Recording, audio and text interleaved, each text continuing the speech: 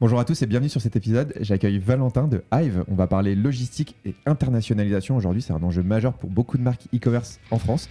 J'espère que l'épisode va vous plaire. Je vous invite à l'écouter en entier puisque Valentin va nous proposer un plan d'action complet pour se lancer du coup en logistique à l'international. Donc j'espère que ça vous plaira. N'hésitez pas à me laisser un petit message, à contacter Valentin si vous avez des questions et je vous souhaite une bonne écoute. Salut. Salut Valentin. Salut PB. Je suis super content de t'accueillir sur le podcast aujourd'hui. À chaque fois que je fais les intros, j'ai toujours l'impression de raconter la même chose. Mais vraiment, c'est un sujet qui est hyper important, je pense, pour beaucoup de marques. On va parler d'internationalisation aujourd'hui, d'une façon globale et aussi sur la partie logistique. Merci beaucoup d'avoir accepté de prendre le temps Merci à toi. de répondre à toutes mes questions et d'aider tous les internautes et tous les auditeurs de ce podcast. Peut-être pour commencer, je vais te laisser te présenter, savoir un peu qui tu es, d'où tu viens, ton parcours, etc. Avec plaisir. Déjà, merci beaucoup de m'accueillir. C'est très sympa. En plus, on a pu faire ça dans nos bureaux, donc toujours un plaisir. Livraison à domicile. Livraison à domicile, exactement. Du coup, pour mon parcours, donc, je m'appelle Valentin. Aujourd'hui, je suis General Manager France de Hive, qui est une boîte de logistique e-commerce, à la base allemande, maintenant un peu dans tous les pays d'Europe. On reviendra là-dessus après.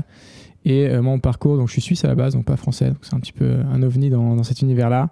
Et parcours un peu classique, j'ai vagabondé un petit peu. J'ai commencé ma carrière à Singapour où j'étais dans un fonds de capital risque orienté biens de consommation, donc consumer goods, un petit peu avec qui on travaille aujourd'hui, avec une optique où on rachetait des marques et on construisait autour avec des investissements de produits, de services qui étaient utiles pour la marque. Donc un exemple, tu veux monter un e-commerce, tu investis en Shopify parce que c'est la plateforme que tu vas utiliser. Et en parallèle, je gérais un accélérateur de logistique. Donc déjà un peu dans l'univers de la logistique, mais plutôt international. Du coup, mouvement de cargo et robotisation, digitalisation de tout ce qui est documentation, toute la partie légale, qui est un univers fascinant si on n'a jamais mis les pieds là-dedans et qui est assez unique parce que fondamentalement, on le voit pas, mais on l'a vu avec le Evergreen qui était bloqué dans le canal de Suez. Mais c'est structurellement extrêmement important que tout fonctionne sur la supply chain. Sinon, on n'a pas grand-chose dans nos supermarchés et dans nos magasins. Et les gens commencent à pleurer parce qu'ils n'ont pas de papier toilette. Donc, c'était très intéressant. Après, j'ai essayé de monter une boîte avec un investisseur français. C'est une marketplace pour la location d'espace à court terme pour le travail. Ensuite, on a pivoté sur location d'espace pour les créateurs de contenu, donc pour les gens qui cherchaient un studio de podcast, un rooftop pour faire un cours de yoga, une cuisine pro pour faire des recettes de cuisine. Donc c'est de l'immobilier, ça. C'était de l'IMO complètement. Avec la partie logistique. C'était complètement différent. C'est dans l'optique, motivation d'entreprendre, tester un truc, aussi accompagné par quelqu'un qui avait déjà fait un petit peu ça, qui avait travaillé dans l'univers en l'occurrence du luxe, mais qui était lié à l'immobilier. Et du coup, on a voulu pousser ça. C'était au tout début du Covid. Donc, le Covid était arrivé à Singapour. Moi, j'ai voulu rentrer en Europe. Donc, on a monté ça en Europe. Et succès mitigé, on va dire.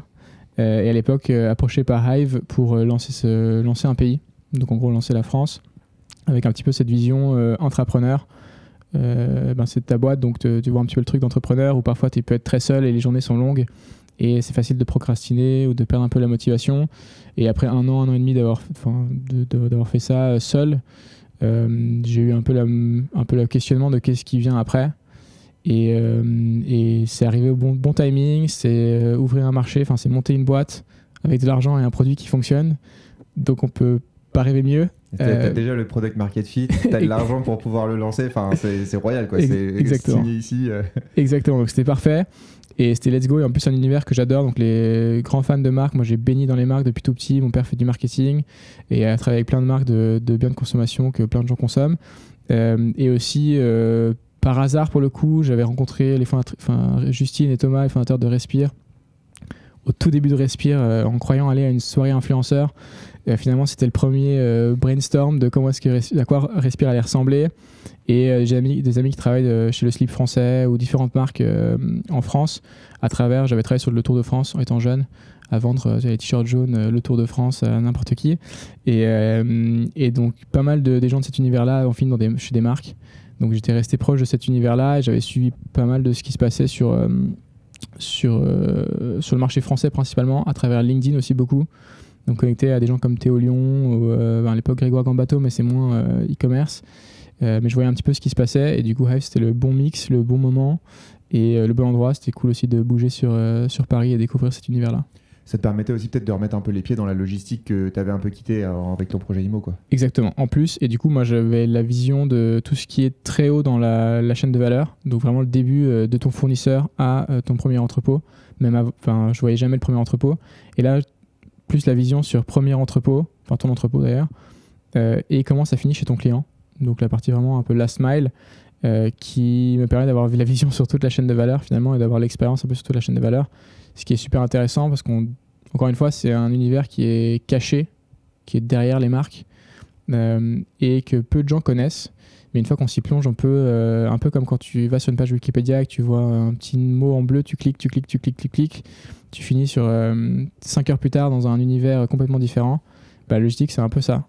Tu peux te plonger pendant des heures sur des sujets et découvrir qu'il y a plein de subtilités qu'on ne connaît pas et qui sont fascinantes et intéressantes. Voilà. Ouais, et puis de toute façon, le traitement des flux, c'est un enjeu majeur déjà actuellement. C'est un enjeu majeur aussi en termes de développement des marques, des e-com, parce que mine de rien, une grosse partie du savoir-faire de certains très gros e-commerce est aussi lié dans la logistique. On sait que ça peut être aussi des barrières à l'entrée dans certains environnements, notamment si tu maîtrises très bien ta logistique dans un environnement complexe de très gros canapés à livrer et que tu es le seul à être capable de le faire. En fait, c'est aussi des barrières à l'entrée, des avantages concurrentiels. Donc la logistique, ça doit être impressionnant et extrêmement complexe aussi en fonction des produits, quoi. Exactement, il y a un panorama, justement, tu as mentionné des canapés, c'est une problématique spécifique où il y a tellement de choses à prendre en compte. Pareil pour les petits produits, donc il y a vraiment un panorama et de choses à prendre en compte. Et ce qui est intéressant, et ça va être le sujet aujourd'hui du jour, c'est que de plus en plus de marques regardent le rôle de l'opérationnel dans leur internationalisation, dans leur setup. Et c'est là où ça devient aussi intéressant d'être à notre place. C'est qu'on n'est plus seulement un prestataire de service, mais c'est qu'on est vraiment un accompagnateur et un conseiller pour les marques, ou même les fondateurs, sur comment est-ce qu'ils peuvent développer leurs produits pour grandir. Voilà. Ok. Est-ce que peut-être on peut faire un point sur ce qu'est Hive rapidement pour avoir une idée, les boîtes avec qui vous bossez, un peu le service que vous leur proposez. Et après, je te propose qu'on attaque un peu sur notre sujet. On s'est prévu tout un plan assez complet. Du coup, Hive, c'est quoi concrètement Donc, solution logistique, donc des entrepôts en propre, des logiciels développés à maison avec l'idée de... On comprend ce qui se passe sur le terrain, on va développer un logiciel qui prend ça en compte et qui est adapté aux marques, ce qu'on appelle aujourd'hui des NVB, mais qui sont modernes et qui ont des enjeux d'expérience client surtout importantes. Et avec ça, on va leur offrir la transparence de ce qui se passe dans l'entrepôt. Donc on va éliminer la boîte noire de l'entrepôt, dans l'opérationnel, et leur donner un outil vraiment, déjà facile à utiliser, mais qui donne un maximum d'informations sur ce qui se passe sur leur chaîne de valeur, un peu last mile, mais on fait aussi de la supply chain, donc tout ce qui est du fret, donc en amont. Et en gros, remplacer tous les interlocuteurs différents qu'ils ont pu avoir par le passé en un seul bloc, qui est idéalement un peu à la manière dont Shopify a révolutionné le e-commerce. Nous, on veut simplifier et démocratiser l'accès à l'opérationnel des e-commerçants, en gros, en très simple. Et avec ça, du coup, leur donner un maximum de contrôle sur ce qui se passe et sur leur business. Parce qu'en gros, ils peuvent prendre des décisions plus adaptées, optimiser leurs coûts, pousser sur la croissance, développer leur marque, changer de transporteur, repenser leur logistique, repenser leur opérationnel et trouver les partenaires adéquats selon les pays, etc. Donc en fait, concrètement, tu vas stocker pour eux leurs produits, tu vas faire leur expédition et tu vas leur proposer une sorte de dashboard qui leur permet de suivre un peu tout ça. C'est extrêmement simplifié, hein, mais dans l'idée, c'est ça. En fait, c'est exactement ça. Donc c'est vraiment ce qu'on offre plus physiquement, ce que tu as mentionné. Donc c'est stockage de produits, préparation de commandes. Donc on stocke aussi le packaging ou les flyers, etc. On va préparer ta commande quand elle tombe dans ton Shopify, elle est synchronisée avec nos outils. Elle tombe chez nous. Quelqu'un chez nous va préparer ta commande. Donc on va mettre les 3 articles, 2 articles, les scanner, etc., les mettre dans le carton. Sortir le bon d'envoi par rapport au transporteur que tu as choisi, la destination, je ne sais quoi, les documents de douane si besoin, les mettre sur le colis et les donner au transporteur. Et nous, on gère aussi la relation avec le transporteur, donc tout ce qui va être envoi. Et en parallèle, tu as tout ce qui va être du coup digital, de la partie physique et la partie digitale où tu vas avoir les emails qui se déclenchent, ou si tu veux utiliser Klaviyo, l'intégration avec Klaviyo, le lien de suivi qui est remonté, le poids du colis qui est remonté, si jamais tu peux voir s'il y a une différence entre si ton client n'est pas content et qui dit qu'il n'a pas reçu tous les produits, tu peux voir quel poids il a eu à différentes étapes de la livraison. et de la préparation. Et voilà un petit peu en simplifié. Pareil, on gère aussi les retours. Donc, tu peux aussi avoir toute la gestion de retour qui est pareil digitalisée. Donc tu vois ce qui se passe, tu as les photos, tu n'as pas besoin d'être sur place. Ou si tu as eu l'habitude, la marque a eu l'habitude de faire ça elle-même, elle perd pas complètement le contrôle. C'est pas juste tiens, débrouillez-vous. Fondamentalement, en tant que logisticien, on est aussi le seul point de contact physique avec le client final. Et donc on se doit d'être irréprochable. C'est un vrai business de confiance. Si la marque vous fait plus confiance pour délivrer une expérience parfaite à leurs clients, ils vont changer de logisticien. Et une fois qu'ils ont trouvé quelqu'un qu'ils aiment bien, ils vont rester avec lui pour toujours, plus ou moins. Ok, ouais. C'est comme quand tu prends une banque. C'est un peu comme quand tu prends une banque, exactement. Si demain ta banque elle est dans les journaux parce qu'elle a potentiellement dans une crise, tu vas te poser la question est-ce que je change de banque?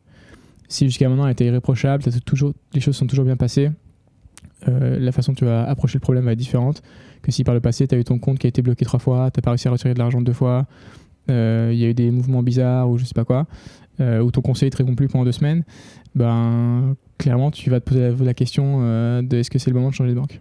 Ok, ouais. Effectivement, c'est hyper intéressant. Pour avoir un peu une idée, c'est quoi un peu les types de clients que vous accompagnez aujourd'hui en gros? Complètement. Nous, on spécialise dans cosmétiques, nutrition, hygiène de vie et petits accessoires de mode. Donc, comme mentionné avant, on ne fait pas encore de la mode pure parce que ça demande un setup très différent. C'est quelque chose qu'on va explorer cette année. Mais jusqu'à maintenant, on n'a pas encore trop touché ça. Et des exemples de marques françaises que peut-être les gens connaissent. Perifit, c'est un exemple. Repeat, Respire serait un exemple parfait. De marques qui correspondent un peu à notre typologie de marque. Sync pour des protéines, etc. Qui sont des produits qui ont aussi légèrement premium et qui veulent une expérience qui est unique pour leurs clients et qui vont un peu jouer là-dessus aussi pour que les clients soient dans un univers de marque. Il y a une vraie interaction, une communauté, côté communautaire, où j'aime la marque parce qu'aussi c'est une identité, c'est une mission, c'est des personnes derrière la marque et on arrive à offrir tous les outils pour qu'ils puissent continuer à faire ça, que les marques puissent continuer à faire ça avec leurs clients final. Voilà. Ok.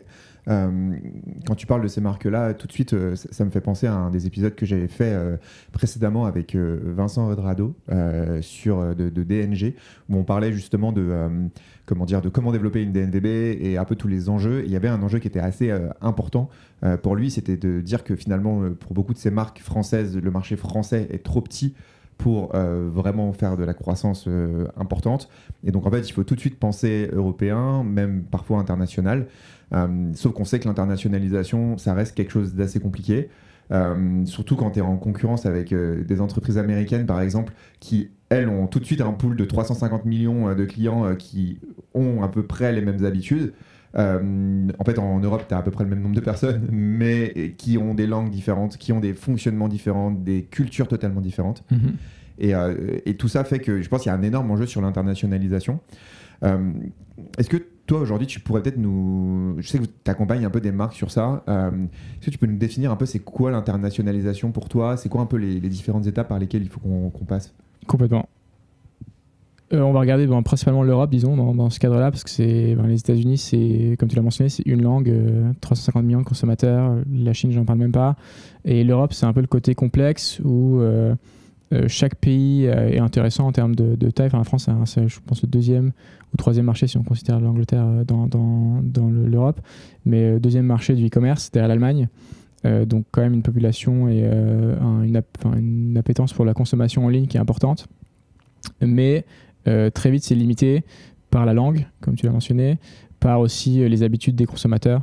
Et du coup, l'internationalisation, c'est non seulement de regarder les pays autour et comment est-ce que je peux m'implanter en tant que marque dans différents pays et vendre dans différents pays, mais aussi comment est-ce que je pense ma marque pour tous ces pays dès le début, ce que tu as mentionné avec Vincent Redrado.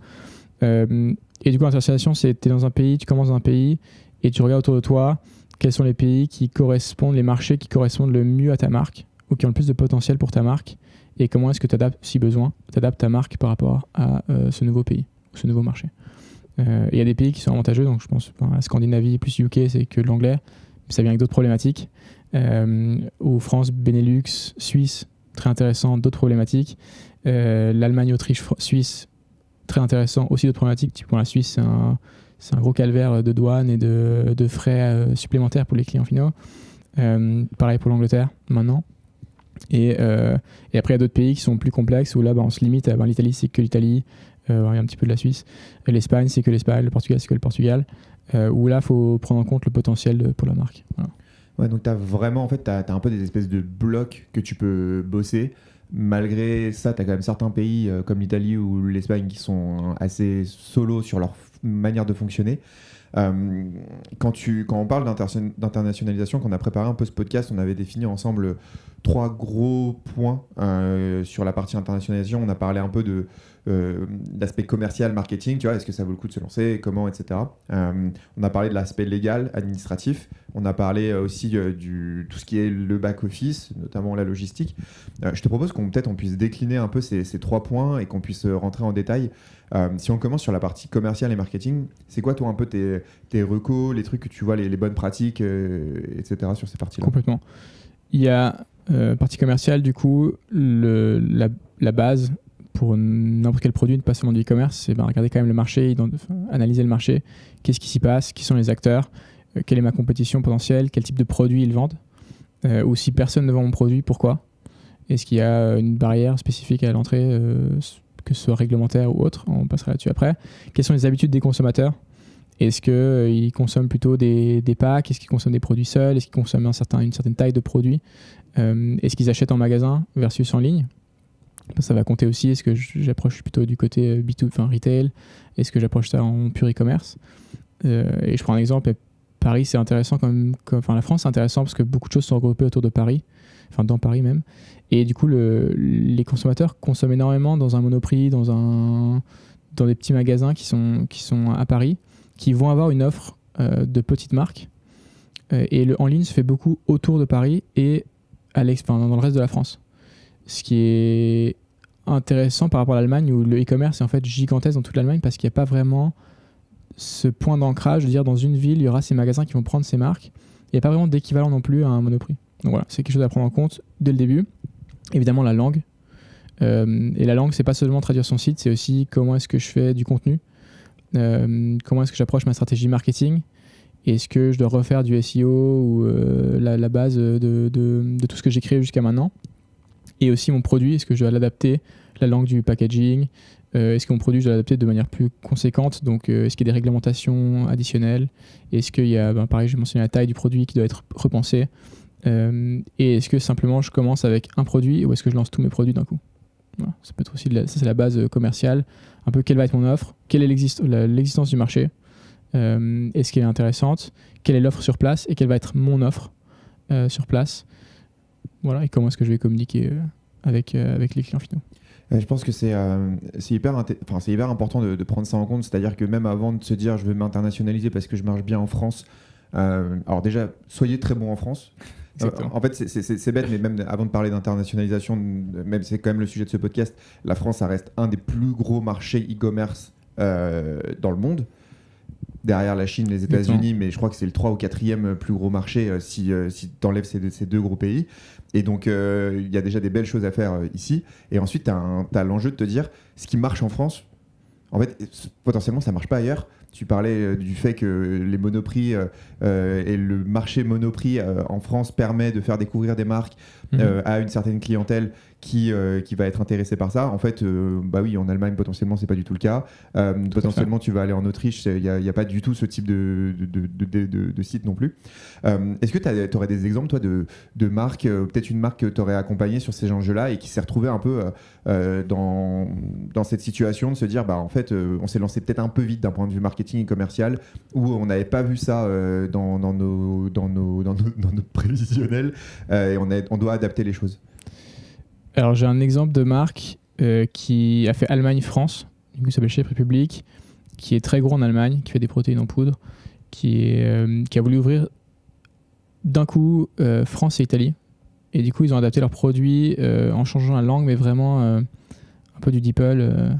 Ils sont attaqués très vite au marché et ils ont fait en gros un pic de croissance quand ils se sont attaqués avec influenceurs à Bâle, Nabila, Co qui promouvaient les produits. Et une fois qu'ils ont voulu établir sur le long terme, il y avait de l'intérêt, ils ont arrêté de faire du marketing cher et ça s'est un peu cassé la gueule. Et ils ont depuis fermé les marchés. Ils font plus que du Amazon sur ces marchés-là. Et je pense que dans ce cas-là, ils se sont lancés très vite avec une stratégie extrêmement agressive sans forcément prendre en compte non seulement l'évolution du marché de la nutrition de manière générale, dans quelle direction elle allait, les compétiteurs sur place, qu'est-ce qu'ils offraient. Si on regarde des marques françaises qui marchent très bien dans cet univers-là, NutriPure, Nutrimuscle, c'est des marques qui sont très propres. Très loin, enfin très propre dans le sens très peu d'ingrédients, très peu de goût fou dans tous les sens. Et Shape, c'était tout l'inverse.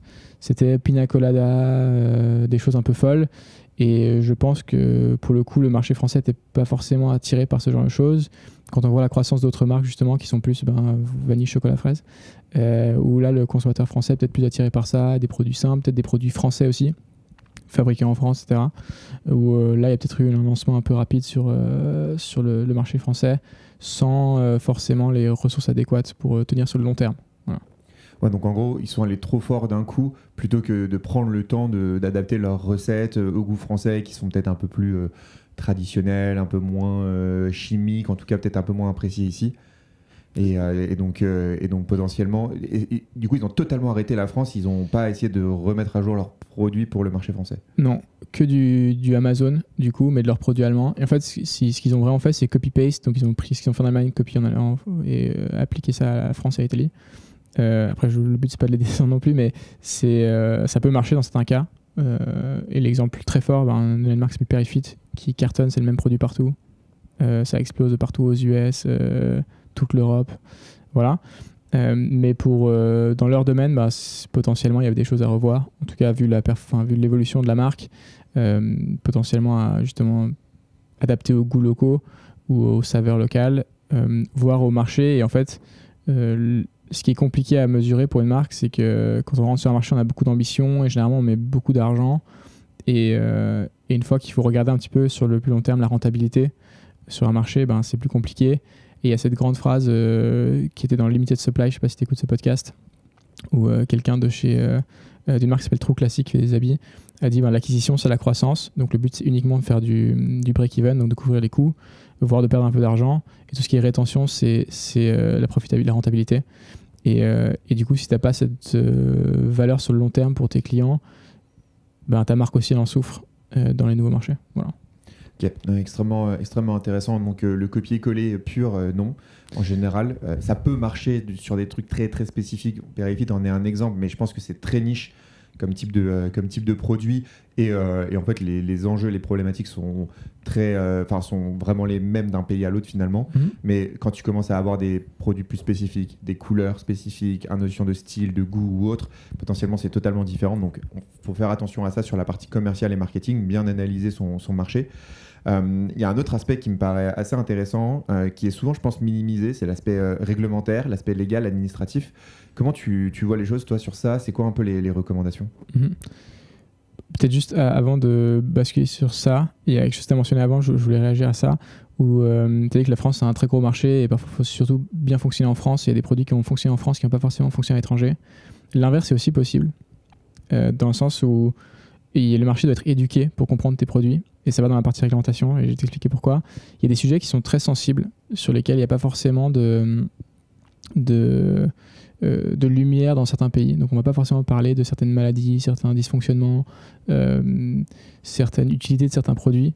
Et là, on peut prendre les exemples du CBD, qui est une réglementation spécifique maintenant européenne, mais avant par pays, ou de produits qui vont être des compléments alimentaires qui sont liés à certains états de santé. Ou dans un pays, je sais pas, je prends l'exemple, l'Angleterre est peut-être plus éduquée sur le sujet. Et du coup, ta marque va peut-être beaucoup mieux fonctionner là-bas que dans ton pays. Et du coup, ça peut être, en fait, ton expansion peut alimenter ta croissance dans ton pays initial, où là, tu dois encore faire un travail d'éducation à travers ta création de contenu, par exemple. Donc, c'est une autre façon de voir la chose que je trouve intéressante de mentionner, parce que c'est souvent lié à des produits qui sont réglementés, où il y a un besoin d'éducation important. Et dans la réglementation, il y a la réglementation de ta marque. Donc, quand tu vas dans un nouveau pays, une fois que tu as certains, aujourd'hui, il y a un truc qui s'appelle le One Stop Shop qui est sur la fiscalité, qui, tant que tu restes en dessous d'une certaine limite de revenus dans les pays, tu peux utiliser ton numéro de TVA de ton pays initial, de ton pays mère. Mais ensuite, il faut mettre en place ta fiscalité dans tous les pays, soit à travers une structure plus complexe avec une holding et des succursales, soit à travers des entités locales avec un numéro de TVA local.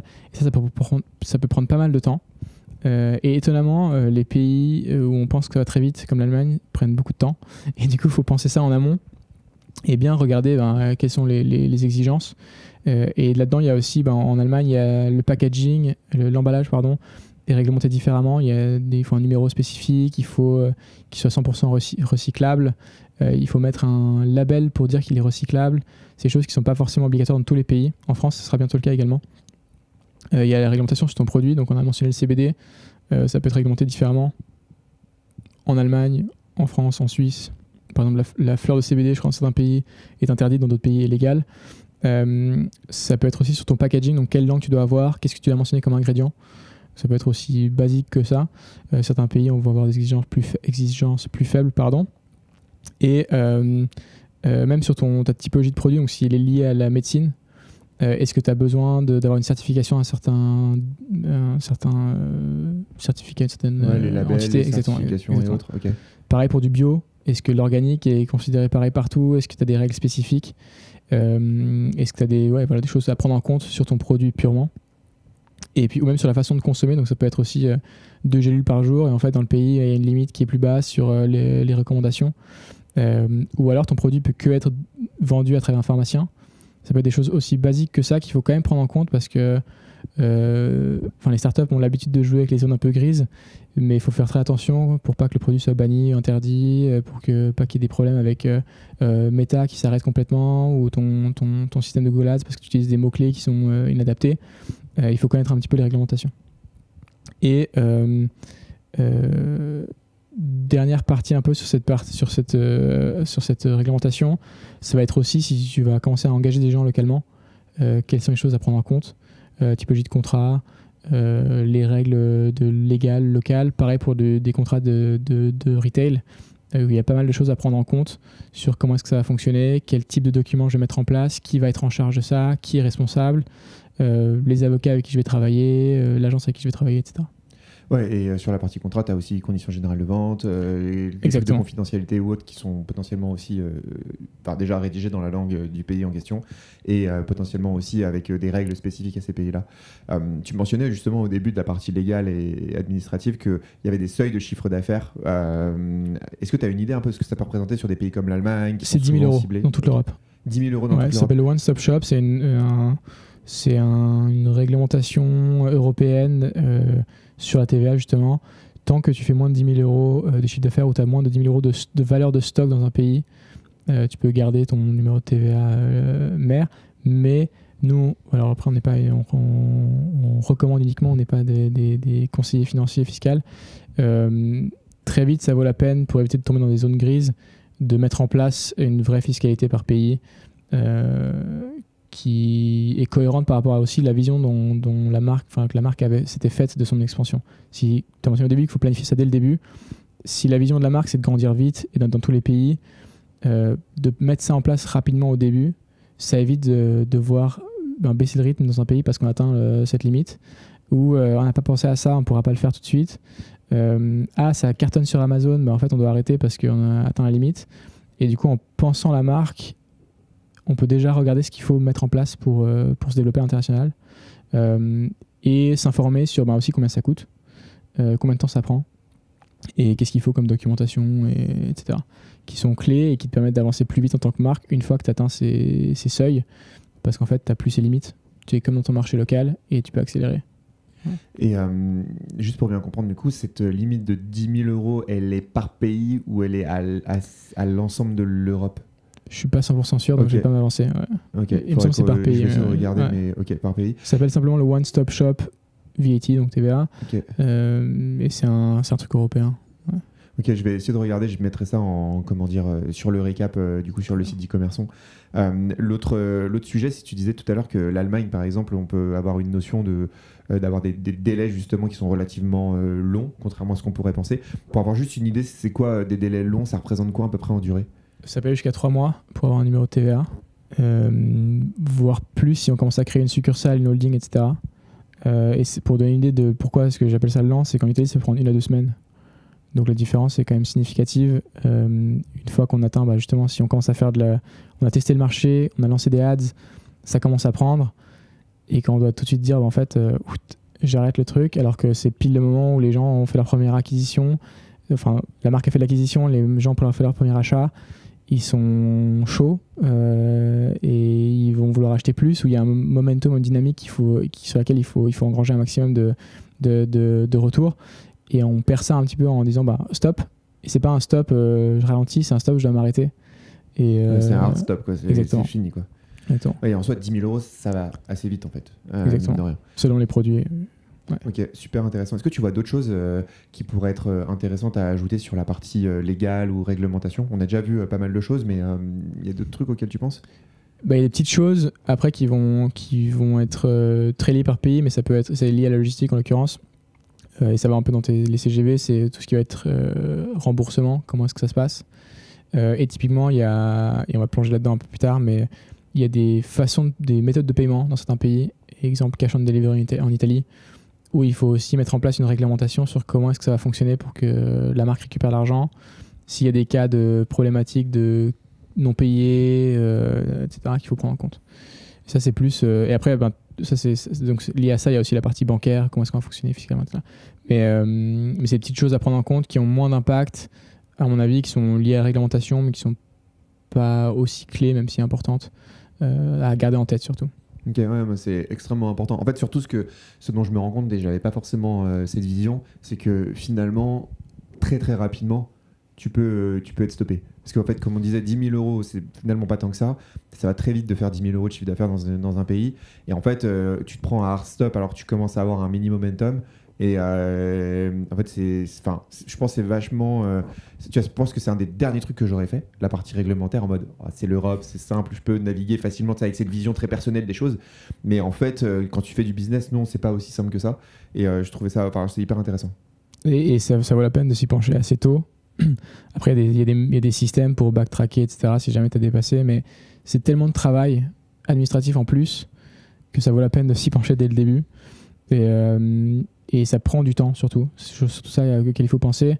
Et nous, on a une marque chez nous qui, depuis qu'elle est chez nous, veut faire de l'international, a grandi très vite, qui fait la France, l'Italie et l'Allemagne, et qui est encore en discussion. Donc, ça fait presque un an qu'ils sont chez nous, qui sont encore en discussion de comment est-ce que la holding va être structurée, enfin, leur façon de la structure, en gros, la structure légale va être faite.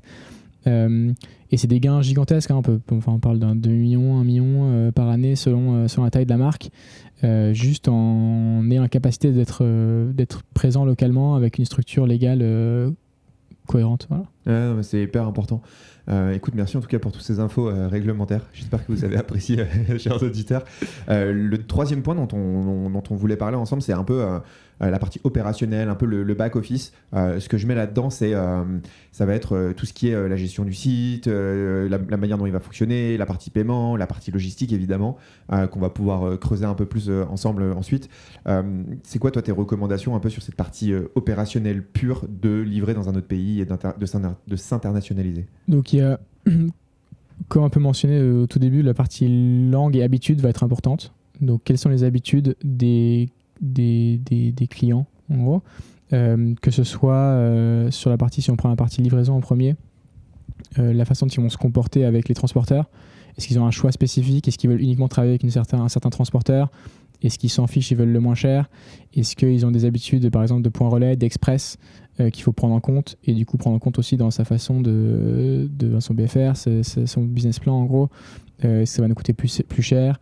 Est-ce que les gens achètent constamment pour avoir le panier qui dépasse la livraison gratuite si on offre ce genre de service? Exemple fort, la France est potentiellement le pays qui a le plus de points relais, enfin le plus d'habitude de consommation du point relais en Europe. C'est quelque chose qui est en développement dans les autres pays, que beaucoup de transporteurs poussent parce que plus vert, moins cher, très intéressant aussi à mettre en place, et de plus en plus de gens ne sont pas chez eux, et du coup un retour ou un repassage coûte beaucoup d'argent à un transporteur et à la marque. Donc elles veulent aussi limiter ce genre d'offres. Et comme peut-être en Italie, sur certains pays, ou les dom-toms, c'est un bon exemple. Les dom-toms, on sait qu'avec certains transporteurs, les chances que ça arrive dans les dom-toms en bon état, dans le bon timing, dépendent vraiment un peu du transporteur qu'on choisit. Et un transporteur français, Colissimo pour ne pas le nommer, est beaucoup plus habitué à faire ce trajet-là que de prendre un Américain ou un Allemand qui aura peut-être moins l'habitude de faire ce trajet-là, et du coup le colis peut rencontrer des problématiques qu'il n'aurait pas forcément rencontrées avec le transporteur qui connaît bien cette route. Et ça va être équivalent pour les Canaries en Espagne, pour les îles en Italie, qui vont avoir certains transporteurs qui sont plus efficaces pour ces îles-là. Et il faut connaître ce genre de subtilité lorsqu'on met en place notre logistique. Voilà. Dans la même idée, il peut y avoir des avantages intéressants à penser sa logistique pour ces pays-là. Je prends l'exemple de l'Allemagne. Il y a une offre en Allemagne qui s'appelle le Warenpost, qui est un peu de la lettre suivie, mais un peu plus significative en termes de taille. Extrêmement intéressant au niveau prix, même sur toute l'Europe. Et il y a une limite de taille, donc une certaine hauteur de 5 cm, une certaine dimension. Et pour quelques millimètres, parfois ça passe pas. Alors que si on repense légèrement le packaging, on a pensé le packaging dès le départ pour entrer dans ce genre de format, on peut gagner 1-2 euros sur la livraison. Et à l'échelle, c'est ouf. Gigantesque. On a fait l'exercice avec une de nos marques où pour quelques millimètres, leur suremballage de produits dépassait un petit peu trop. Et juste en repensant ça, et on parlait d'un espace vide, hein, en repensant ça, bah voilà, ils gagnent 2 euros par commande et on parle de clients qui fait 25 000, 30 000 commandes par mois. Les montants sont gigantesques. Enfin, à la fin de l'année, c'est des montants significatifs à prendre en compte. Et sur certains pays, ça vaut vraiment la peine. Et là, j'ai pris l'exemple de l'Allemagne parce que c'est un énorme marché e-commerce. C'est une offre qui est imbattable. C'est de la poste allemande DHL, superbe en termes de qualité. Et ça peut être un point de lancement pour aussi l'Europe de l'Est, qui est aussi un marché en développement sur le e-commerce, pour l'Autriche, qui est un gros marché, et même pour la Suisse, qui est un marché un peu plus complexe à atteindre à cause des prix de livraison, justement. Ok. Et dans la partie opérationnelle, au-delà de l'aspect logistique, tu parlais tout à l'heure du cash and delivery sur l'Italie. Il y a aussi, je trouve, une grosse notion de paiement. On a un peu l'impression en France que tout le monde paye par carte bancaire et PayPal, et puis grosso modo c'est tout, alors qu'en réalité il y a quand même des moyens de paiement très locaux. Est-ce que tu as justement des exemples peut-être dans certains pays de spécificités sur ça? Complètement. Il y a, en France, c'est assez varié. De plus en plus de gens se tournent vers Apple Pay ou des systèmes de paiement en un clic. Donc en France, il y a Just Checkout, GetJust, je crois que ça s'appelle maintenant, qui est une solution par exemple de paiement en un clic. Et dans toute l'Europe, par contre, il y a une augmentation de Buy Now Pay Later, donc tout ce qui est Alma, Klarna, etc., qui ont des solutions où on paye en fractionné. Ça, c'est en augmentation partout. Par contre, pour donner des exemples plus concrets, l'Allemagne, et j'avais aussi entendu ça dans un podcast des bruits du e-commerce, c'est Kaya, je crois, qui mentionnait ça. En Allemagne, il n'y a pas beaucoup de gens qui ont des cartes de crédit, on utilise encore beaucoup de cash. En fait, ils utilisent énormément PayPal, par exemple. Donc, si on n'a pas PayPal sur notre site et qu'on ne prend pas ça aussi en compte sur la planification aussi niveau business, les gens ont payé à travers PayPal parce que c'est leur outil principal. Ensuite, en France, ça s'est mélangé. L'Italie, cash on delivery. Donc, il faut prendre en compte qu'il y a un système complexe. Le logisticien doit être capable de le faire. Le transporteur aussi doit être capable de le faire. Donc, on est aussi limité en termes de choix de transporteur. Aussi, quand on fait de l'international par rapport à ça, c'est là où, par exemple, des choses comme l'injection directe peuvent être intéressantes. Si depuis l'Allemagne, on ne peut pas faire du cash on delivery parce que DHL ne l'offre pas, d'avoir la possibilité de faire de l'injection directe. Donc, il y a un camion qui va partir de l'entrepôt, qui va aller dans le pays et mettre le colis dans le système postal local. On peut bénéficier de cash on delivery parce qu'on va utiliser Bartolini ou je ne sais pas qui en Italie qui va être capable de prendre ça en compte. Ça, c'est les subtilités qu'on voit aujourd'hui. Il y a quand même la direction générale, c'est que de plus en plus de gens payent par carte ou par des systèmes de paiement qui sont simplifiés. Je mentionnais Apple Pay, PayPal, c'est quand même stable, et tout ce qui va être paiement fractionné qui est significatif. Ouais, ça pourrait valoir le coup presque que je fasse un podcast avec un expert du paiement pour l'internationalisation, parce que je pense que c'est un vrai sujet. Je sais qu'en en Belgique, il y a aussi Bancontact, qui a un système un petit peu différent de ce qu'on peut avoir en France. Donc c'est un vrai sujet, cette partie paiement. Et je pense qu'il est du coup vachement dévalorisé aussi, pas dévalorisé, mais pas pris suffisamment au sérieux en France, parce qu'on a un peu cette vision de se dire oui, mais bon, tout le monde fait comme nous, alors que pas du tout. Est-ce que tu as un peu d'expérience sur le cash and delivery? Je serais vraiment très curieux de savoir comment ça marche concrètement. Comment ça fonctionne? Ouais. Alors, expérience de novice un petit peu, parce que j'ai jamais vraiment fait le processus complet. Mais bon, tu passes une commande, tu dis que tu vas payer au facteur, en gros, cash on delivery. La commande est préparée, envoyée, le facteur y va, récupère du cash, et le transporteur paye le logisticien, et le logisticien paye la marque en l'occurrence. Enfin, en fait, la personne qui a le contrat avec le transporteur, en l'occurrence, dans notre cas, c'est le logisticien. La marque pourrait avoir un contrat direct avec le transporteur, paye un virement bancaire, mais le cash est remonté par le facteur. Et en fait, le facteur valide sur son système comme quoi il a reçu le cash. Après, la réalité physique, je ne sais pas comment ça se passe en termes de change, en termes de je ne sais pas quoi. Et la réalité, c'est qu'il y a des gens qui refusent des colis en cash on delivery. Le problème, c'est que la marque a déjà engagé des coûts et elle ne peut pas faire grand-chose. parce qu'elle n'a pas d'empreinte de carte, donc c'est quand même une méthode complexe, mais c'est obligatoire sur le marché italien. Donc au-delà de comment le fonctionnement basique, je ne sais pas exactement comment ça fonctionne. De moins en moins de transporteurs l'offrent, juste parce que c'est trop de risques de ne pas être payé, en fait, simplement. Et puis c'est aussi un bourbier administratif de devoir suivre post-livraison la remontée d'argent. C'est plus la même relation, en fait. On commence à parler de... Chacun se doit de l'argent pour des choses qui sont déjà faites, déjà exécutées, et qui sont un peu plus complexes à prendre en compte. Il y a une notion de cash aussi à reprendre pour le transporteur, à gérer. Donc voilà, ça peut être assez complexe. Ouais, c'est quand même un gros enjeu, parce que tu dois avoir une sacrée confiance en tant que marque. Enfin, moi, j'imagine, là, tu sais, on a un site, nous aussi, à côté. Je sais pas si j'enverrais, tu vois, mes produits en cash and delivery, et je me dirais, le facteur, je lui fais confiance pour récupérer le cash et avoir le bon montant. Je fais confiance pour que ça remonte à la poste, que la poste me mette à mon transporteur qui va me le donner. Enfin, ça me paraît hyper opaque comme truc. En plus, j'imagine tout le monde prend un peu des petits frais par-ci par-là, donc au final, t'as quand même tes frais de paiement, quoi. C'est même pas comme si tu récupérais du cash ou quoi que ce soit. Ouais. Sacrément challengeant, en fait, comme truc. Ouais. Et comme tu as dit, c'est très opaque et il y a beaucoup de pièces amovibles où l'argent peut disparaître, l'information pas remonter, etc. Ouais, c'est très très complexe. Ouais, j'imagine que c'est un gros enjeu. On a parlé de pas mal de choses du coup dans cette partie opérationnelle, un peu back-office, on a parlé de logistique, on a parlé de paiement, on a parlé un peu de l'adaptation de son packaging, etc. pour justement fit dans des environnements logistiques. Est-ce que tu vois, toi, d'autres choses qu'on pourrait rajouter sur cette partie-là et qu'on n'aurait peut-être pas abordé avec mes questions qui ont changé un peu le sujet? Pas spécifiquement sur la partie opérationnelle pure. Je pense qu'il y a une vraie question stratégique qui est plus importante que ça. Par exemple, typiquement, de choisir d'envoyer qu'un seul produit, le best-seller ou 2 produits, plutôt que d'envoyer toute la gamme. Et ça va être, je pense, le seul truc que j'ai en tête comme ça qui me vient, qui va être lié à ça. Au-delà de ça, c'est vraiment, encore une fois, le paiement, le transporteur sont des choses assez clés. La supply peut de temps en temps être importante, donc le parti plus en amont de comment est-ce que je déplace mes produits si besoin. Si par exemple je fais déjà produire au Portugal, pourquoi est-ce que je l'envoie en France pour le renvoyer au Portugal si jamais j'ouvre le Portugal comme pays? Voilà, c'est des choses comme ça un peu plus stratégiques à penser, plus que de l'opérationnel pur. Ouais, mais finalement c'est quand même assez important, parce que tu as vraiment cette logique de dire j'optimise mes flux, parce que si je dois me payer un aller-retour France-Portugal alors que j'ai ouvert le Portugal et que le produit est au Portugal, ça n'a peut-être pas de sens, tu vois. Déjà d'une, ça n'a pas de sens écologiquement parlant, mais d'un point de vue financier, c'est pas très pertinent non plus, quoi. Complètement. Peut-être lié à ça aussi, il y a la partie est-ce que je vais en e-com ou est-ce que je vais en retail, qui est liée un peu à de l'opérationnel, de est-ce que je garde ma façon de fonctionner ou est-ce que je me lance à travers quelqu'un d'autre, ou même en revendeur, qui est intéressante à prendre en compte. Pareil, c'est un peu stratégique plus ops, mais valable aussi pour les marques.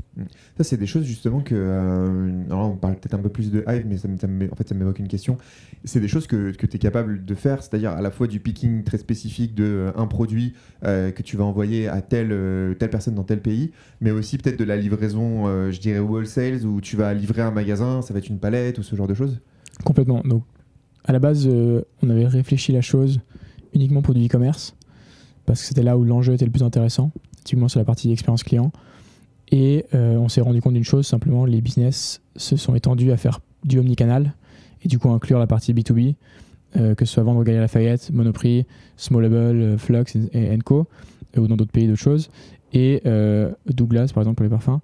Et du coup, important de comprendre comment ça fonctionne aussi. Et du coup, on a mis en place aussi cette capacité-là d'envoyer que ce soit du colis ou de la palette. Et généralement, c'est sur rendez-vous, c'est des spécificités importantes. Donc, Galeries Lafayette, c'est un produit par carton avec étiqueté, numéroté, des étiquettes spéciales par exemple pour Amazon, etc. Donc, il y a plein de choses à prendre en compte. Mais effectivement, on fait les deux, B2C, B2B, avec naturellement plus de connaissances en B2C, mais on a livré partout en B2B, on sait faire. Ouais, c'est assez important. Je reviens à ce que je disais au début de l'épisode avec Vincent, justement, où on parlait vachement d'omnicanalité et du coup il poussait vachement sur en fait t'es une marque et tu fais du wholesale aussi à un moment donné, et le wholesale c'est un gros levier de développement et c'est une logistique totalement différente, et pour avoir travaillé dans d'autres boîtes, chaque en fait client a sa spécificité, veut sa palette, même parfois ils ont une taille de palette spécifique pour leur business. C'est vraiment extrêmement complexe, quoi. Ouais, exact. Et il y a ça sert aussi, le wholesale, ça sert aussi à mettre en avant ta marque et de pouvoir dire je suis chez Flux, ça peut servir ton e-commerce. Donc c'est aussi intéressant pour les marques de développer ces canaux-là. Et il y a des plateformes comme Encore Store qui ont rendu ça extrêmement simple, très simple de mettre juste ma marque sur Encore Store et de voir si ça prend un petit peu. Des petits magasins qui vont prendre ça, ils te fournissent le transporteur, le label d'envoi, etc. Donc c'est extrêmement simple, il faut juste qu'un logisticien soit capable de préparer, comme tu l'as mentionné, les palettes ou les colis par rapport aux spécificités du revendeur. Ouais, c'est un sujet, comme tu disais, on commence à gratter et on peut aller très très loin sur cette partie-là. Ce que je te propose pour finir ce podcast, ça fait déjà près de 45 minutes qu'on enregistre, le temps passe vite. Tout à fait. J'aimerais bien qu'on essaie de proposer à nos auditeurs une sorte de plan d'action. Imaginons on est un site e-com, une marque e-commerce, on souhaite s'internationaliser. Quel serait un peu le plan d'action sur la partie logistique, puisque c'est vraiment toi ton expertise. Comment je me lance? Je suis à zéro aujourd'hui, je vais ouvrir l'Allemagne, supposons, c'est le deuxième marché européen en termes de e-commerce, ou premier marché européen en termes de e-commerce. Je vais ouvrir l'Allemagne, comment je m'y prends? Première étape, regarder le marché et le tester, et en gros comment est-ce qu'on va donc adapter aussi donc, la partie langue, ma compétition, etc. Mais la meilleure façon c'est de faire du test and learn. Et en France, on a la chance d'avoir des institutions qui sont aussi qui poussent pour que les marques françaises se développent à l'international.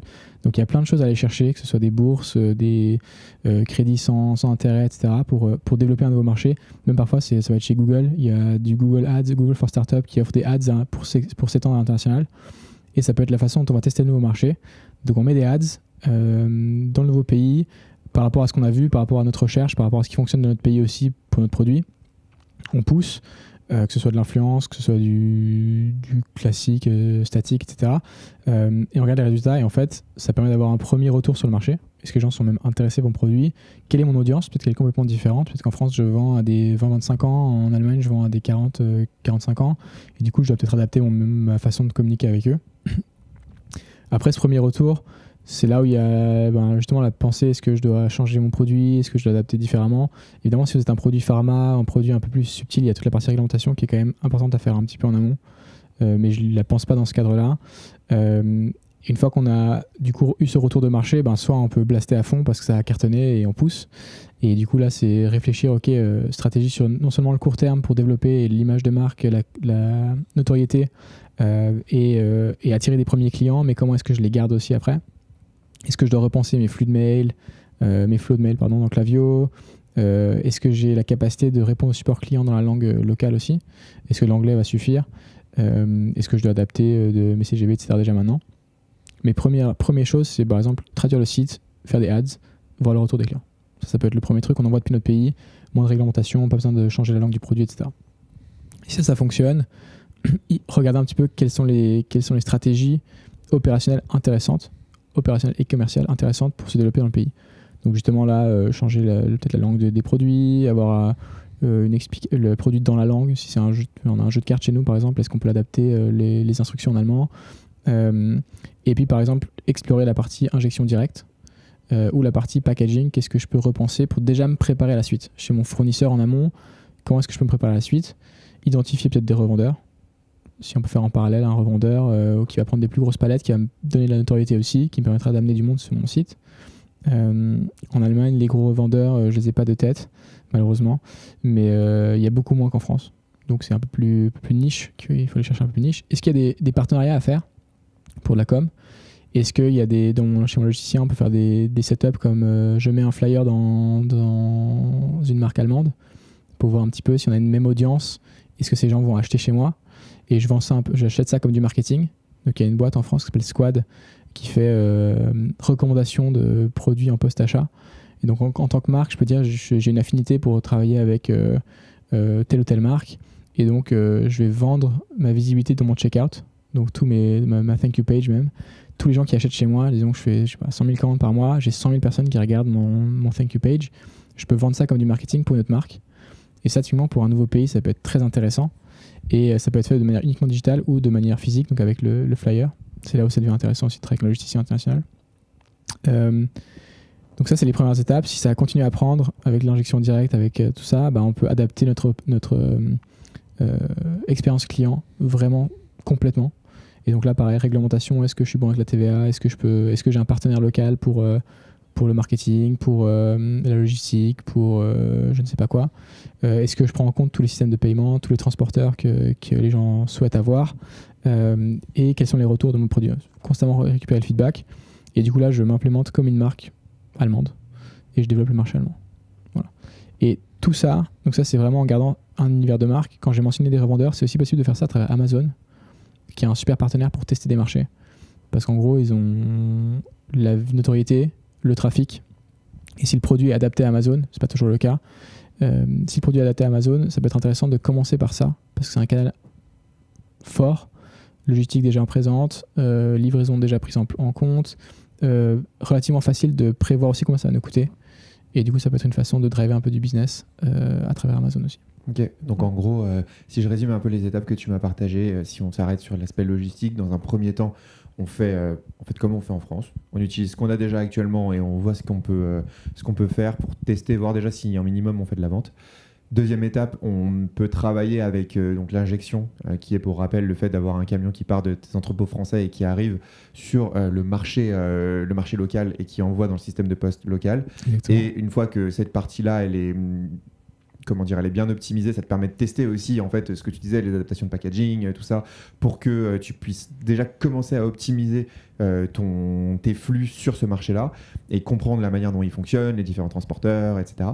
Et une fois que ça c'est carré, en fait, bah, tu deviens un local en fait. Donc tu vas mettre ton stock dans le pays si tu as la possibilité Exactement. de le faire et tu vas commencer à offrir des livraisons 24 heures, 48 heures et tout le marketing qui va bien autour de la partie livraison et qui est particulièrement importante. Exactement.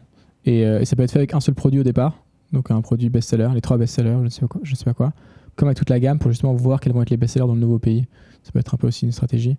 Mais complètement, c'est ces 3 étapes-là qui sont clés. Ok, super intéressant. Écoute, je pense qu'on va arriver sur la fin du podcast. Avant de te laisser, j'ai toujours 3 questions de fin et je sais que tu m'as préparé 2-3 exemples de boîtes avec qui tu as bossé. Et souvent, ma première question, c'est est-ce que tu as des anecdotes ou tu vois des exemples de boîtes avec qui tu as bossé sur le sujet avec les enjeux dont on a parlé dans le podcast. Et je crois que tu m'as préparé des trucs. Donc, qu'est-ce que tu aurais à me partager sur ça? J'ai quelques exemples. J'en ai mentionné quelques-uns pendant la discussion, mais je pense typiquement Repeat, du coup, c'est une entreprise qui fait des culottes menstruelles qui a explosé ces dernières années. En plus, récemment en France, ça va être partiellement remboursé par le ministère de la Santé. Mais du coup, ils vont commencer à vendre en pharmacie parce que c'est intéressant. C'est uniquement remboursé quand c'est recommandé par un pharmacien. Donc ça, c'est des choses à prendre en compte qui peuvent augmenter des ventes. Où eux, ils ont très rapidement testé les marchés autour de la France. Donc en France, ça commençait à prendre. Ils ont vu que l'Allemagne, il n'y avait pas trop de concurrents. Ils ont lancé l'Allemagne. Ils ont vu que l'Italie, il n'y avait personne. Ils ont lancé l'Italie. Ça a vraiment pris. Et là, ils sont en train de tester les UK, donc l'Angleterre. C'est en train de prendre aussi. Et tout d'un coup, ils se sont rendus compte, eux, c'était un peu la situation. En fait, on n'envoie toute plus la France, ça nous coûte une fortune. Comment est-ce qu'on peut repenser notre approche? C'est là où on a commencé à travailler ensemble.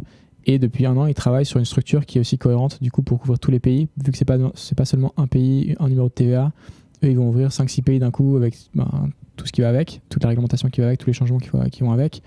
Eux, ils ont dû repenser tous les flyers, les produits, le marketing, le site, les ads, est-ce que ça marche avec les influenceurs, qu'autre chose. Et aussi, surtout, la partie légale qui leur prend beaucoup de temps, leur a pris beaucoup de temps. Sur justement ils ont choisi le succursale dans chaque pays avec une holding, etc. Qui prend du temps à mettre en place. Et du coup, fondamentalement, sur 1 an, ils ont continué à payer les prix les plus élevés, enfin des prix élevés, pas les plus élevés, des prix élevés pour envoyer à l'étranger, alors qu'ils auraient pu déjà bénéficier de la partie internationale. Ils avaient déjà vu qu'ils avaient des résultats. Et c'était plus sur la partie accélération légale qu'il fallait prendre en compte. Comme tu as dit, ils ont pensé ça un peu à la fin, en mode on pourrait de toute façon le faire. Mais comme on navigue sur des zones grises, dans certains pays, c'est plus complexe de naviguer que d'autres. Et il fallait prendre ça en compte. Donc ils sont encore là-dessus, 1 an plus tard. Voilà, on verra ce qu'ils ouvrent, on espère, cette année, tous les pays. Ça devrait bien se passer. Et justement, eux, ils vont gagner, comme j'ai mentionné, presque 1 million par année, juste en étant présents dans les pays versus envoyer depuis la France. Ouais, c'est ça, entre les coûts de la logistique, la TVA, les différents frais administratifs, etc. En fait, rapidement, tu vas faire ce qu'on disait, des économies de 2 euros par colis, mais multiplié par le nombre de commandes, c'est monstrueux. Exactement. Ça identifie, enfin, comment dire, ça explique vachement bien la partie légale et l'importance de la partie légale. Est-ce que tu aurais des exemples aussi sur d'autres sujets dont on a abordé, dont on a parlé un peu dans l'épisode? Donc plus sur la partie pratiquement les transporteurs à choisir. Quand on a lancé une marque qui s'appelle Happy Glam qui fait des vernis à ongles à la base en Allemagne, donc c'est un exemple typique ils ont voulu tester des nouveaux marchés. Ils ont testé notamment l'Italie et ils ont vu que ça prenait pas trop et ils se sont rendus compte qu'ils ne feraient pas le cash on delivery. Ils ont mis en place la partie injection directe où là camion depuis l'Allemagne qui va en Italie dans le programme pour pouvoir mettre en place le cash on delivery. Ça a commencé à prendre, ils se sont dit tiens, quelle est la prochaine étape? Se localiser, numéro de TVA, maintenant ils sont présents en Italie, ils envoient directement depuis Italie, expérience complète. Et ce qui est intéressant, ce qu'ils ont aussi remarqué en parallèle, c'est que l'injection directe ça prend quand même du temps, il faut imaginer un camion qui traverse tout le pays, que la réduction de temps de livraison, ça a aussi réduit le temps passé en support client. Des gens qui posaient des questions en mode où est mon colis, parce que même si on paye en cash on delivery, on se pose les mêmes questions. Et du coup, ils ont réduit de, je crois, 17% plus ou moins le temps passé par commande en support client. Et ça, pareil, c'est des économies importantes, très intéressantes à mettre en place, auxquelles on ne pense pas forcément, parce qu'on voit la livraison 24 heures ou 48 heures comme un luxe. Enfin, c'est un luxe, hein, mais on ne pense pas forcément à ces petites choses qui sont aussi qu'il faut prendre en compte lorsqu'on change de setup et qu'on va gagner sur d'autres aspects qu'uniquement la logistique pure. Ouais, parce que ta logistique, c'est ton point final, mais elle a un impact sur toute ton expérience client, elle a un impact sur ton taux de conversion, sur énormément d'éléments. Et en fait, in fine, c'est presque plus un investissement qu'un coût. J'aime bien cette différence entre investissement et coût. On a souvent ce truc aussi avec la pub. Les gens disent ouais, la pub, mais c'est un coût. Oui, mais si tu n'avais pas de pub, tu n'aurais peut-être pas de vente. Et là, en fait, si tu n'avais pas une très bonne logistique, tu n'aurais peut-être pas de repeat. Donc, comme tu disais tout à l'heure, tu n'aurais peut-être pas du coup de la profitabilité importante. Exactement. Ouais. Est-ce que tu as un autre exemple pour nous ou on a fait le tour de tes exemples?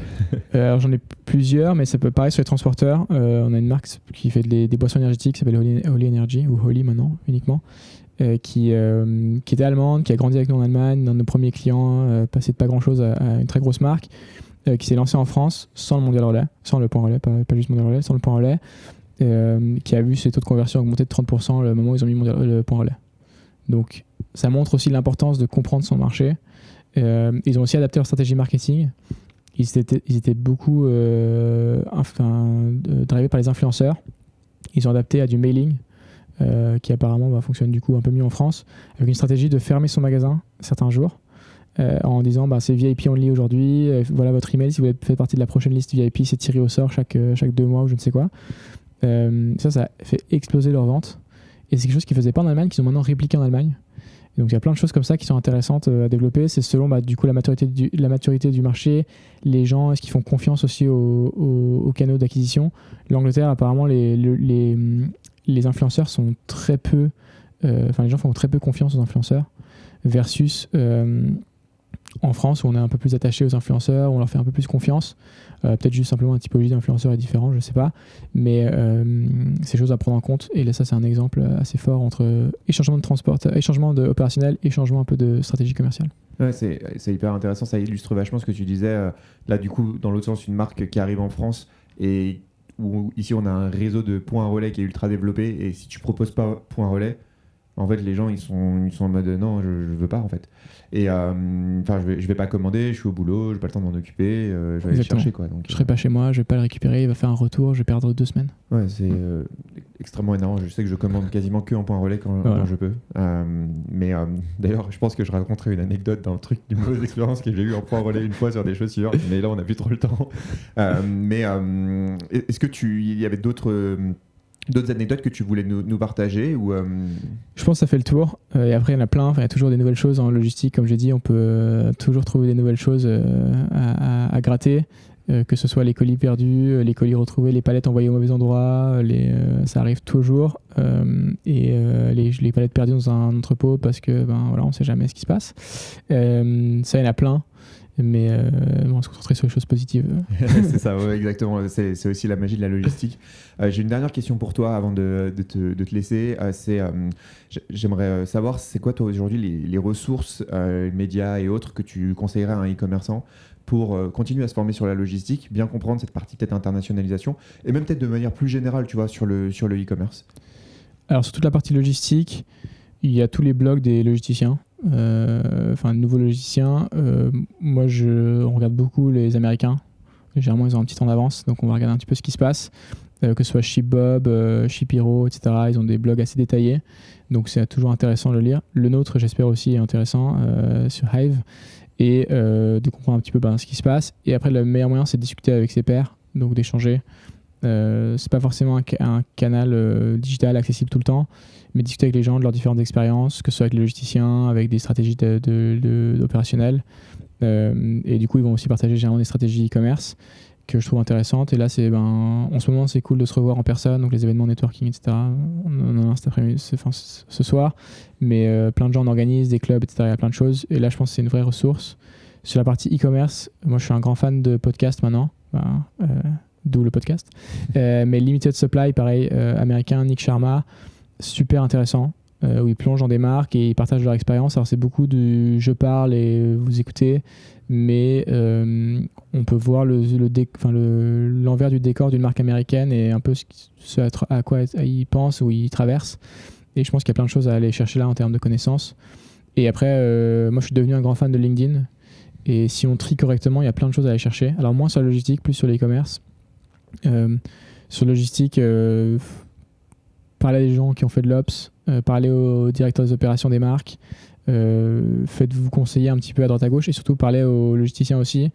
On ne fait pas que de la vente, on essaie aussi de guider les marques, et du coup de faire une heure au téléphone de temps en temps ou de venir à un événement. Ça peut être intéressant, on peut en ressortir avec plein de connaissances, ou écouter le podcast e-commerçant. Écoute, merci, j'apprécie la mention de fin. Où est-ce qu'on peut te contacter et puis voir un peu. Je sais que tu publies régulièrement sur LinkedIn aussi, mais j'essaye. Du coup, LinkedIn, c'est un bon canal. Donc j'essaie de poster et surtout d'être présent. Je trouve que c'est facile, c'est un bon média, c'est assez authentique. Et après, je pense que c'est toujours disponible à travers le site Hive, sur mon email aussi si vous voulez, valentin@hive.app. C'est aussi avec plaisir, comme j'ai dit, passer du temps pour discuter, regarder vos opérations, plonger un peu dedans, faire des sortes d'audits de ce qui se passe. Et on fait pas mal d'événements. Si ça vous intéresse, pareil, un petit email, un petit message sur LinkedIn. C'est possible de vous y retrouver, de vous rencontrer là-bas. Voilà. Super. Écoute, merci beaucoup Valentin pour cet échange extrêmement intéressant sur la logistique. J'espère que tous nos auditeurs ont maintenant une stratégie bien structurée pour gérer leur logistique et leur internationalisation, et surtout prendre en compte un peu tous les aspects de l'internationalisation qui ne sont pas juste la logistique. On allait beaucoup plus loin que ça. Donc merci beaucoup pour ton temps et puis à très bientôt. Merci à toi. Merci beaucoup bébé. Ciao, ciao.